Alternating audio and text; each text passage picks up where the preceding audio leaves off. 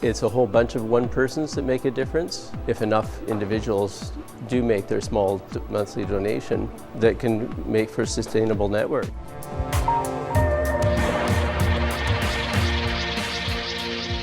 Welcome back to the next segment of our interview with Eric Margolis. He's the author of American Raj, and at the end of this interview, you will find out how you can get American Raj without paying a cent at a bookstore.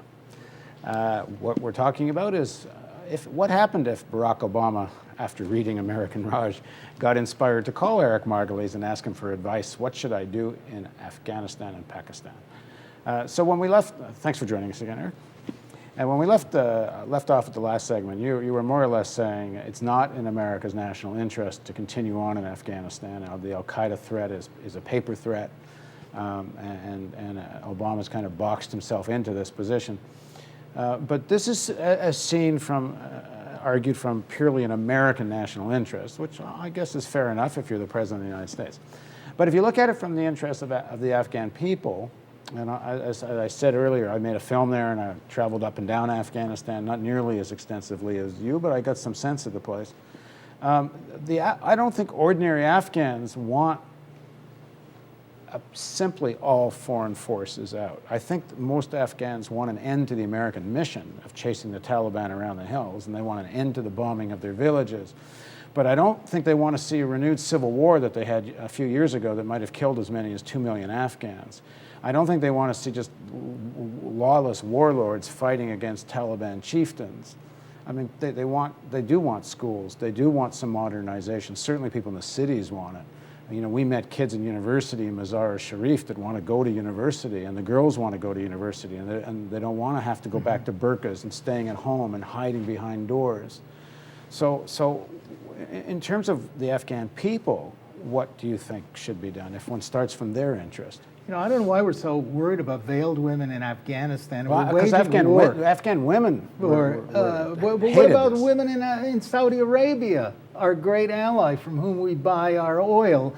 We don't care that women there are veiled and are. But do you think there's not some responsibility on the amount of messing up the West has already done in Afghanistan? And you know, in terms of walking away after the Russians left, putting guns and modern weapons and money into the hands of backward rural chieftains who had no business in any natural course of events, would not have dominated the urban centers. I mean, there's been so much messing up in Afghanistan. It seems to me people, the world owes Afghanistan something. Well, I think you raise very good points, but to my thinking, the only people who can settle this problem are the Afghans. Any foreign troops there will take sides. They'll play off between the ethnic groups, the Tajik, Uzbeks, Hazara, and the Pashtuns, who are half the country. They're going to play off each other. The West, the foreign intervention is the problem. The Indians are now starting to move big time into Afghanistan, and there's rumors in Washington that the new Obama administration might try and convince India, which just signed a nuclear pact with the United States, to send Indian troops into there.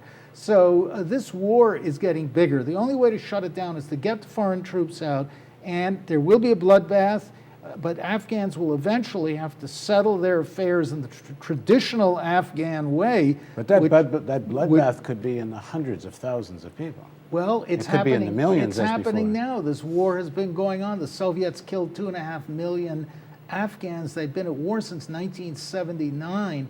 This war has to be more allowed to burn Afghans died out. in the Civil War than died in the fight with the Russians. So that's what I'm not sure about that, but what I'm one of the proposals that's been is that there should be, in fact, the solution should come from the region, not from Europe and not from Americans or Canadians, but the regional countries should have some kind of like Geneva style. But there won't be, because look who's in the region. Iran, which has stirred the pot and stabbed the anti-Russian resistance in the back, has its own designs on Western Pakistan. Pakistan, which sees Afghanistan as its a strategic hinterland and sphere of influence. India, which wants to move in there dearly to get at the Pakistanis. And then the Tajikistan and Uzbekistan and Kazakhstan, which have their own regional interests. All these people are stirring the pots. The only way is to impose a cordon sanitaire around Afghanistan, get all the foreigners out, and let the Afghans shoot for a while and then sit down under a big tent, loya jirga, and settle their differences the way they always have. Talk a bit about Pakistan. The Pakistan side of this equation is inseparable from the Afghan side. The border, according to the Pashtuns, I think it shouldn't be there in the first place, and the Pashtuns move back and forth across it. Certainly Obama and the American policy is to get the Pakistani government to use its army in a kind of pincer movement against the Al-Qaeda and pro-Al-Qaeda and pro-hardcore Taliban forces. We're seeing a sort of an awakening council phenomenon now, where some of the local tribes, I think, are being paid, or perhaps on their own initiative, fighting the Taliban. Make some sense of this for us. Well, one of the reasons I wrote American Raj is I'm so concerned that we're heading into a disaster in this part of the world, particularly in Pakistan. It's 165 million people. This is no Iraq with 25 million. And what we're doing is we bought or rented the Pakistani army and security forces to fight their own people. 90% of people in Pakistan hate the United States as a result.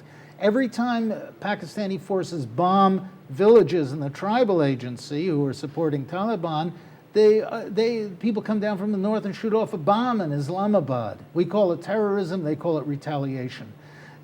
What's happening, there's enormous outrage in Pakistan against the West twisting its arm. The army's humiliated. They're saying, fight India, fight for Kashmir, don't fight your own people. And now the U.S. is buying and bribing these small tribal groups in the tribal area as sort of awakening councils.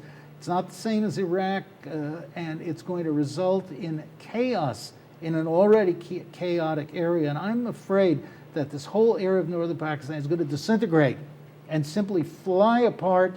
And if this happens, the danger of Indian intervention is very real. Look at Bangladesh in 1970-71, when there was a rebellion, an uprising, chaos, and the Indian army moved in. To what extent is the financial crisis going to affect all of this? We're told the Pakistani economy is collapsing. They've been looking for bailouts. They went to China, the United States, they went to Russia. They're getting turned down everywhere.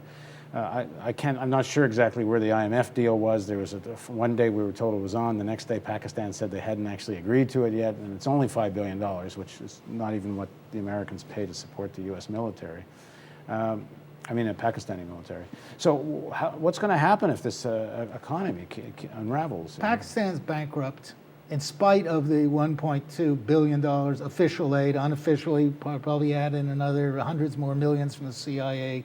But it's bankrupt. The politicians have stolen a lot of the money. The rest of it has gone up in the air. There may be a great social unrest, rioting when Pakistan goes. It can't buy oil. I suspect the Saudis will eventually come and rescue them. And they won't let Pakistan dissolve into chaos. Because they did turn them down. I think the Saudis were one of the places they went for the bailout. They did, for bakshish, as known in the Middle East. But I think eventually they will be saved. Unfortunately, the new government under President Zardari is really a Musharraf II clone. He's doing the same policies as the US-backed dictator Pervez Musharraf. He's wildly unpopular. The army doesn't like him. The army's fed up fighting its own people. It's a terrible mess. And remember, Pakistan has 60 to 100 nuclear weapons, and the US is now making rumbling talks about attacking Pakistan's nuclear forces. Very dangerous. In the next segment of the interview, I'm going to ask you, what would a peace deal with the Taliban look like? If you would like to read American Raj, you can go to donate, and it will be a gift you can get as a result of donating. Eric has generously donated a quantity of books, and it's not unlimited, so you probably want to donate soon, or you may not be one of the people that gets American Raj. Please join us for the next segment of our interview with Eric Margolis.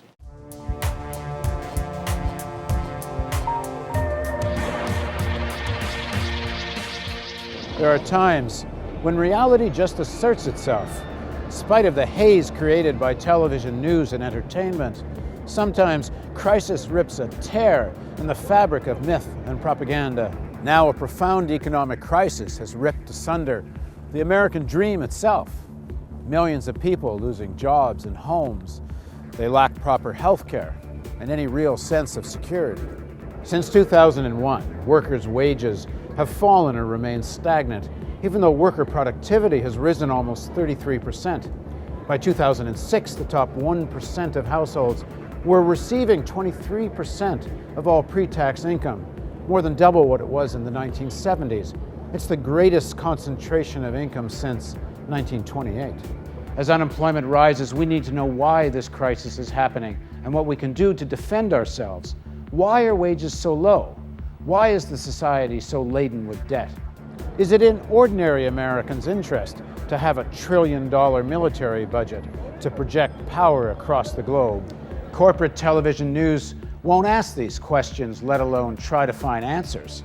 Only a truly independent news network can tackle these questions with courage and with ordinary people's interests in mind. We need a news network that's independent of corporations, governments, and political parties. We need the real news. But there won't be a real news network unless we raise substantial funds right away. The current financial crisis has hit our funding hard. Together, we do have the power to turn it around. There are already hundreds of thousands of people watching the real news every month. If everyone pitches in, we can build an internet and cable television network that will change the face of media forever. You can organize house parties, talk to friends at school and at work, send email blasts and spread the word. Distribute this video to everyone you know. Pick up the phone and call a few friends and suggest they visit therealnews.com. Invest just 10 minutes a day to ask friends and colleagues to join the campaign to create a truly independent source of internet and television news. Together, we can build this network. Just 50,000 people at $10 a month gets us to our first level of sustainability. You can help us reach this goal, and when we do, we'll move to television in millions of homes across North America. Help us reach an audience in the millions. Please contribute generously. Spread the word. Let's make the Real News television network a reality.